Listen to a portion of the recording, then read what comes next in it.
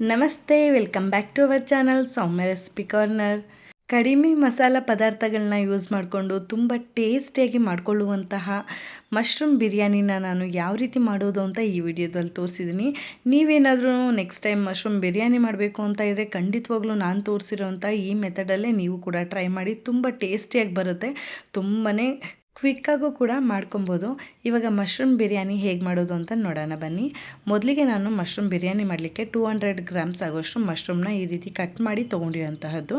ಇವಾಗ ನಾನು ತೋರಿಸ್ತಾ ಇರೋದು ಮಸಾಲ ರುಬ್ಬಲಿಕ್ಕೆ ನಾನು ತೊಗೊಂಡಿರೋದು ಇಲ್ಲಿ 6 ಹಸಿಮೆಣ್ಸಿನ್ಕಾಯಿ, ಅರ್ಧ ಈರುಳ್ಳಿ, ಹಾಗೆ ಸ್ವಲ್ಪ ಬೆಳ್ಳುಳ್ಳಿ ಮತ್ತು 1 ಇಂಚಷ್ಟು ಶುಂಠಿ, ಚಕ್ಕೆ, ಲವಂಗ, ಹಾಗೆ ಸ್ವಲ್ಪ ಸ್ಪೈಸಸ್ನು ಕೂಡ ಯೂಸ್ ಮಾಡ್ಕೊಂಡಿದ್ದೀನಿ. ಜೊತೆಗೆ ಸ್ವಲ್ಪ ಕೊತ್ತಂಬರಿ ಸೊಪ್ಪು ಹಾಗೆ ಪುದೀನ ಇಷ್ಟನ್ನು ಕೂಡ ನಾವು ಒಂದು ಮಿಕ್ಸರ್ ಜಾರ್ಗೆ ಸೇರಿಸ್ಕೊಂಡು ಇದನ್ನು ಕ್ಲೀನಾಗಿ ರುಬ್ಕೊಳ್ಳೋಣ.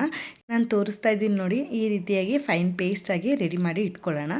ಈಗ ನಾನು ಒಂದು ಕುಕ್ಕರ್ ಇಟ್ಕೊಂಡಿದ್ದೀನಿ. ಕುಕ್ಕರ್ಗೆ ನಾನು ಸ್ವಲ್ಪ ಆಯಿಲ್ನ ಹಾಕ್ಕೊಂಡಿದ್ದೀನಿ. ಆಯಿಲೆಲ್ಲ ಬಿಸಿ ಆದಮೇಲೆ ನಾನು 1 ಟೇಬಲ್ ಸ್ಪೂನ್ ಆಗೋಷ್ಟು ತುಪ್ಪನೂ ಕೂಡ ನಾನು ಸೇರಿಸ್ಕೊಂಡಿದ್ದೀನಿ. ತುಪ್ಪ ಎಲ್ಲ ನಮಗೆ ಕಾದ್ಮೇಲೆ ಇವಾಗ ನಾನು ಎಲ್ಲ ರೀತಿಯಾದಂಥ ಸ್ಪೈಸಸ್ನು ಕೂಡ ಯೂಸ್ ಮಾಡಿದ್ದೀನಿ. ಅದಾದಮೇಲೆ ನಾನು 2 ಈರುಳ್ಳಿನ ಈ ರೀತಿಯಾಗಿ ಉದ್ದುದ್ದಕ್ಕೆ ಕಟ್ ಮಾಡಿ ಸೇರಿಸ್ಕೊತಾ ಇದ್ದೀನಿ. ಇದನ್ನು ನಾವು ಕ್ಲೀನಾಗಿ ಫ್ರೈ ಮಾಡ್ಕೊಳ್ಳೋಣ. ಚೆನ್ನಾಗಿದ್ದು ಫ್ರೈ ಆಗೋದ್ರಿಂದ ನಮಗೆ ಟೇಸ್ಟು ತುಂಬಾ ಚೆನ್ನಾಗಿ ಬರುತ್ತೆ. ಸ್ವಲ್ಪ ಕಲರ್ ಚೇಂಜ್ ಆಗಬೇಕಾಗತ್ತೆ ಈರುಳ್ಳಿ, ಅಲ್ಲಿ ತನಕ ನಾನು ಇದನ್ನು ಫ್ರೈ ಮಾಡ್ಕೊಂಡಿದ್ದೀನಿ. ಇಷ್ಟ ಆದರೆ ಸಾಕಾಗುತ್ತೆ ನೋಡಿ. ಈ ಟೈಮಲ್ಲಿ ನಾನು ಡೈರೆಕ್ಟಾಗಿ ರುಬ್ಬಿಟ್ಕೊಂಡಿರೋಂಥ ಮಸಾಲಾನ ಇವಾಗಲೇ ಸೇರಿಸ್ತಾ ಇದ್ದೀನಿ.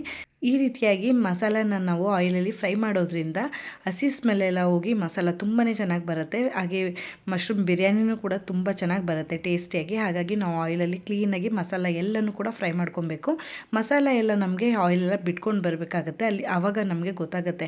ಈಗ ನೀವು ನೋಡ್ತಾ ಇರ್ಬೋದು, ಆಯಿಲೆಲ್ಲ ಕ್ಲೀನಾಗಿ ಬಿಟ್ಕೊಂಡು ಬಂದಿದೆ. ಇಷ್ಟ ಆದರೆ ನಮಗೆ ಮಸಾಲ ಎಲ್ಲ ಚೆನ್ನಾಗಿ ಬೆಂದಿದೆ ಅಂತ ಅರ್ಥ. ಇವಾಗ ನಾನು ಕಟ್ ಮಾಡಿ ಇಟ್ಕೊಂಡಿರೋಂತಹ ಮಶ್ರೂಮ್ನ ಸೇರಿಸ್ಕೊಂಡು ಮಸಾಲ ಜೊತೆಗೆ ಇದನ್ನು ಕೂಡ ನಾನು ಫ್ರೈ ಮಾಡ್ಕೊತಾ ಇದ್ದೀನಿ. ಈ ರೀತಿ ನಾವು ಮಸಾಲ ಜೊತೆಗೆ ಮಶ್ರೂಮ್ನ ಫ್ರೈ ಮಾಡೋದ್ರಿಂದ ಟೇಸ್ಟು ತುಂಬಾ ಚೆನ್ನಾಗಿ ಬರುತ್ತೆ. ಅದಕ್ಕೋಸ್ಕರ ನಾವು ಮಸಾಲ ಜೊತೆಗೆ ಇದನ್ನು ಸ್ವಲ್ಪ ಹೊತ್ತು ಫ್ರೈ ಮಾಡ್ಕೊಬೇಕಾಗತ್ತೆ. 2-3 ನಿಮಿಷ ಕೈ ಆಡಿಸ್ಕೊಂಡ್ರೆ ಸಾಕಾಗತ್ತೆ ಇದು. ಇವಾಗ ನಾನು ಅದು ಫ್ರೈ ಆದಮೇಲೆ ಟೊಮೆಟೊನ ಸೇರಿಸ್ತಾ ಇದ್ದೀನಿ. ನಾನಿಲ್ಲಿ ಒಂದು ದೊಡ್ಡ ಟೊಮೆಟೊ ಒಂದನ್ನಷ್ಟೇ ನಾನು ಬಳಸ್ತಾ ಇರುವಂತಹದ್ದು. ಅದನ್ನು ಕೂಡ ನಾನು ಸೇರಿಸ್ಕೊಂಡು ಚೆನ್ನಾಗಿ ಮತ್ತೆ ಫ್ರೈ ಮಾಡ್ಕೊಳ್ಳೋಣ. ಇದೆಲ್ಲ ನೀವು ಇವಾಗ ನೋಡ್ತಾ ಇರ್ಬೋದು, ತುಂಬ ಚೆನ್ನಾಗಿ ಫ್ರೈ ಆಗಿದೆ.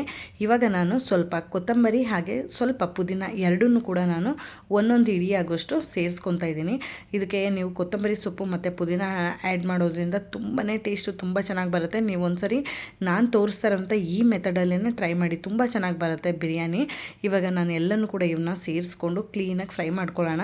ಇದೆಲ್ಲ ನಮಗೆ ಚೆನ್ನಾಗಿ ಮೆತ್ತಗಾಗಬೇಕು, ಅಲ್ಲಿ ತನಕ ಫ್ರೈ ಮಾಡ್ಕೊಬೇಕಾಗತ್ತೆ.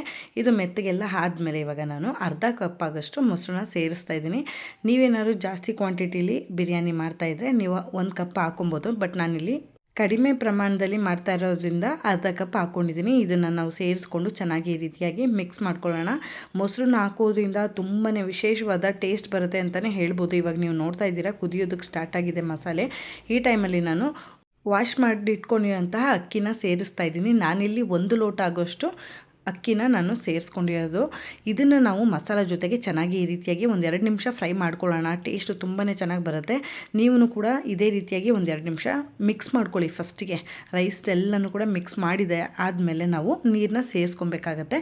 ನಾನಿಲ್ಲಿ 1 ಲೋಟ ಅಕ್ಕಿನ ಬಳಸಿರೋದ್ರಿಂದ 2 ಲೋಟ ನೀರನ್ನ ಬಳಸ್ತಾ ಇದ್ದೀನಿ. ಜೊತೆಗೆ ನಾನು ರುಚಿಗೆ ತಕ್ಕಷ್ಟು ಉಪ್ಪನ್ನು ಕೂಡ ಸೇರಿಸ್ಕೊಂಡು ಚೆನ್ನಾಗಿ ಇದನ್ನು ಒಂದು ಸರಿ ಈ ರೀತಿಯಾಗಿ ಮಿಕ್ಸ್ ಮಾಡ್ಕೊಳ್ಳೋಣ. ಈ ರೀತಿ ನಾವು ಕೆಳಗಡೆಯಿಂದ ಕ್ಲೀನಾಗಿ ಮಿಕ್ಸ್ ಮಾಡ್ಕೊಳ್ಳೋದ್ರಿಂದ ನಮಗೆ ಯಾವುದೇ ರೀತಿಯಾದಂಥ ರೈಸು ಇಲ್ಲಿ ತಳ ಹಿಡಿಯೋಲ್ಲ. ಹಾಗಾಗಿ ನಾವು ಕ್ಲೀನಾಗಿ ಇದನ್ನು ಮಿಕ್ಸ್ ಮಾಡ್ಕೊಬೇಕಾಗತ್ತೆ. ಹಾಗೆ ನೀವು ನೋಡ್ತಾ ಇರ್ಬೋದು, ನಾನು ಇಲ್ಲಿ ಧನಿಯಾ ಪುಡಿ ಹಾಗೆ ಹಸಿಮೆಣ್ಸಿನ್ಕಾಯಿ ಪುಡಿ ಯಾವುದನ್ನು ಕೂಡ ನಾನು ಮಸಾಲ ಪುಡಿನ ಯೂಸ್ ಮಾಡ್ತಾಯಿಲ್ಲ. ಜಸ್ಟ್ ಹಸಿಮೆಣ್ಸಿನ್ಕಾಯಲ್ಲೇ ನಾನು ಇದಕ್ಕೆ ಖಾರಕ್ಕೆ ಬಳಸ್ತಾ ಇರುವಂತಹದ್ದು. ಟೇಸ್ಟು ತುಂಬಾ ಚೆನ್ನಾಗಿ ಬರುತ್ತೆ. ಇವಾಗ ನೀವು ನೋಡ್ತಾ ಇದ್ದೀರಾ, ಕುದಿಯೋದಕ್ಕೂ ಕೂಡ ಸ್ಟಾರ್ಟ್ ಆಗಿದೆ. ಕುದಿಯೋದಕ್ಕೆ ಸ್ಟಾರ್ಟ್ ಆದಮೇಲೆ ನಾನು ಕುಕ್ಕರ್ ಲಿಡ್ನ ಕ್ಲೋಸ್ ಮಾಡಿಕೊಂಡು ಇವಾಗ ನಾನು 2 ವಿಷಲ್ ಬರ್ಸ್ಕೊಂಡು ಓಪನ್ ಮಾಡಿ ತೋರಿಸ್ತಾ ಇರುವಂತಹದ್ದು. ತುಂಬ ಚೆನ್ನಾಗಿ ಬರುತ್ತೆ. ಇದಕ್ಕೆ ನೀವು ಮೊಸರು ಬಜ್ಜಿ ಹಾಗೆ ತೆಂಗಿನಕಾಯಿ ಚಟ್ನಿನೂ ಕೂಡ ಕಾಂಬಿನೇಷನ್ ಆಗಿ ಮಾಡ್ಕೊಬೋದು. ತುಂಬಾ ಟೇಸ್ಟ್ ಅಂತೂ ಅದ್ಭುತವಾಗಿರುತ್ತೆ ಅಂತಲೇ ಹೇಳ್ತೀನಿ. ಯಾರೆಲ್ಲ ಈ ವಿಧಾನದಲ್ಲಿ ಟ್ರೈ ಮಾಡಿಲ್ಲ, ಡೆಫಿನೆಟ್ಲಿ ನೆಕ್ಸ್ಟ್ ಟೈಮ್ ನೀವು ಮಶ್ರೂಮ್ ಬಿರಿಯಾನಿ ಮಾಡಬೇಕಾದ್ರೆ ಇದೇ ವಿಧಾನದಲ್ಲಿ ಟ್ರೈ ಮಾಡಿ. ಟ್ರೈ ಮಾಡಿದ್ಮೇಲೆ ರೆಸಿಪಿ ಹೇಗೆ ಬಂತು ಅಂತ ನನಗೆ ತಪ್ಪದೆ ಕಮೆಂಟ್ ಮಾಡಿ ತಿಳಿಸಿ, ಓಕೆನಾ. ಐ ಹೋಪ್ ಈ ವಿಡಿಯೋ ನಿಮಗೆ ಇಷ್ಟ ಆಗಿದೆ ಅಂತ ಭಾವಿಸ್ತೀನಿ. ವಿಡಿಯೋ ಇಷ್ಟ ಆಗಿದೆ ವಿಡಿಯೋಗೆ ಲೈಕ್ ಶೇರ್ ಕಮೆಂಟ್ ಮಾಡೋದು ಮರಿಬೇಡಿ. ಹಾಗೆ ವಿಡಿಯೋ ಯೂಸ್ಫುಲ್ ಅನ್ಸರೆ ನಿಮ್ಮ ಫ್ರೆಂಡ್ಸ್ ಆ್ಯಂಡ್ ಫ್ಯಾಮಿಲಿಗೂ ಕೂಡ ವಿಡಿಯೋನ ಶೇರ್ ಮಾಡಿ ಅಂತ ಕೇಳ್ತಾ, ಯಾರೆಲ್ಲ ನನ್ನ ಚಾನಲ್ನ ಸಬ್ಸ್ಕ್ರೈಬ್ ಮಾಡ್ಕೊಂಡು ನೋಡ್ತಾ ಇದ್ದೀರಾ ಥ್ಯಾಂಕ್ ಯು ಸೋ ಮಚ್. ಹಾಗೆ ಸಬ್ಸ್ಕ್ರೈಬ್ ಮಾಡ್ಕೊಳ್ದೆ ನೋಡ್ತಾರೆ ಖಂಡಿತವಾಗ್ಲೂ ಈ ಕೂಡಲೇ ಸಬ್ಸ್ಕ್ರೈಬ್ ಮಾಡ್ಕೊಳ್ಳಿ. ಹಾಗೆ ನೋಟಿಫಿಕೇಷನ್ ಆನ್ ಮಾಡ್ಕೊಳ್ಳೋದ್ರಿಂದ ನಾನು ಹಾಕೋ ಪ್ರತಿ ವಿಡಿಯೋನೂ ಕೂಡ ನೀವು ಮಿಸ್ ಮಾಡದೆ ನೋಡ್ಬೋದು ಅಂತ ಹೇಳ್ತಾ, ಮುಂದಿನ ರೆಸಿಪಿಯೊಂದಿಗೆ ಸಿಗ್ತೀನಿ. ಅಲ್ಲಿವರೆಗೂ ನನ್ನ ಪ್ರೀವಿಯಸ್ ವಿಡಿಯೋನ ಚೆಕ್ಔಟ್ ಮಾಡ್ತಾಯಿರಿ. Thank you so much for watching this video. Stay tune.